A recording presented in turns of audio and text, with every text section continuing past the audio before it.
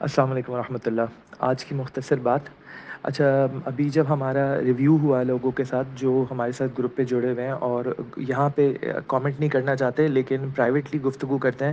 تو ان کا ایک فیڈ بیک یہ تھا کہ ان کے لیے پروکریسٹینیشن اور لیزینس جو ہے وہ کبھی کبھی آڑے آ جاتی ہے اور ہیبٹ فارمیشن میں ان کو ایشوز ہو رہے ہیں۔ ابھی تک جو ہے وہ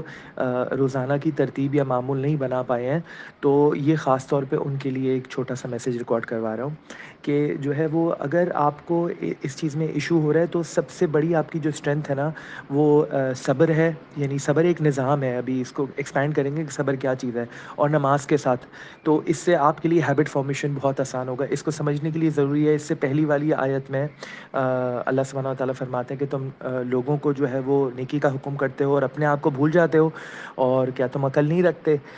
یعنی جو ہے وہ ہم پروپیگیٹر بہت زیادہ ہوتے ہیں لوگوں کو جو ہے دین کا پیغام پہنچانے کے لیے، لیکن کبھی کبھی ہم اپنی زندگی میں اس چیز کو اپلائی نہیں کر رہے ہوتے، تو یہ گیپ ہے، اس گیپ کو ریڈیوس کرنا ضروری ہے۔ پھر جو خاشعین یا ڈرنے والوں کی جو صفت اس کی اگلی آیت میں بتائی گئی ہے، وہ لوگ ہیں جو کہ اللہ تعالیٰ سے ملاقات کا گمان رکھتے ہیں، شوق رکھتے ہیں، اور اسی کی طرف انہیں لوٹنا ہے نا۔ تو یہ کیا چیز ہے، ہمیں صبر اور نماز کس طرح سے ہیلپ کرتی ہے؟ تو آپ یہ سمجھیں کہ جو اگر آپ ایک نظام اپنا بناتے ہیں جس سے آپ کو ڈٹ جانا آسان ہو، یعنی صبر کا مطلب یہ نہیں ہے کہ مشکلوں اور تکلیفوں کو بس جو ہے وہ برداشت کر لینا اور چپ رہنا، بلکہ صبر کا مطلب ہے اپنے کام پہ ڈٹے رہنا اور ریزیلینس شو کرنا، اور اپنی جو ڈائریکشن ہم نے اپنے لیے سیٹ کی ہے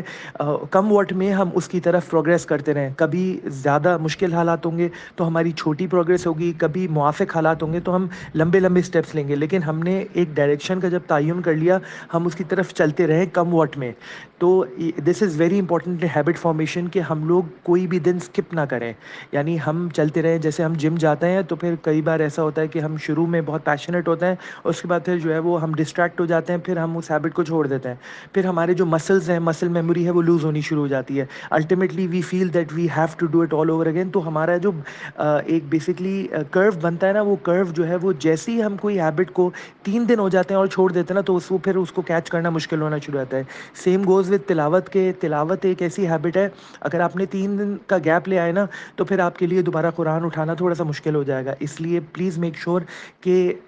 3 دن سے زیادہ کا کبھی گیپ نہیں آئے۔ اور پھر نماز، یہ کہ دیکھیں نماز ایک وہ چیز ہے جو کہ ہمیں جو ہے وہ اللہ سبحانہ و تعالیٰ کے قریب کرتی ہے، اللہ تعالیٰ کی رحمت ہماری طرف متوجہ ہوتی ہے، اور نماز ایک ایسی پکی ہیبٹ ہے کہ اگر ہم نماز وقت پہ ادا کرنے والے بن جائیں گے تو ہمارے لیے اپنی زندگی کو ترتیب میں لانا بہت آسان ہو جائے گا۔ یہ جو ADHD اور یہ جو آج کل کامن ڈسٹریکشن کے پرابلمز ہیں، اور آج کل جو بہت زیادہ لوگ جو ہے وہ فوکس نہیں کر پا رہے ہیں، اس کا واحد حل یہ ہے کہ ہم نماز کی ترتیب کو اسٹرانگ کریں۔ ہماری نماز جتنی خوبصورت ہوگی، جتنی اٹینٹیو ہوگی، جتنی فوکسڈ ہوگی، ہمارے لیے اتنا زیادہ ہیبٹ فارمیشن آسان ہوگی، کیونکہ یہ ایک مستقل ہیبٹ ہے جو ہماری زندگی میں ہے، اور جب ہم اس کے لیے وقت نکال لیتے ہیں تو پھر ہمارے لیے وقت کو نکالنا آسان ہو جاتا ہے۔ اللہ تعالیٰ جو لوگ ابھی یہ سفر دوبارہ شروع کریں قرآن کا، اللہ تعالیٰ وہ آسان فرمائے، اور اللہ تعالیٰ ہمارے لیے اس وقت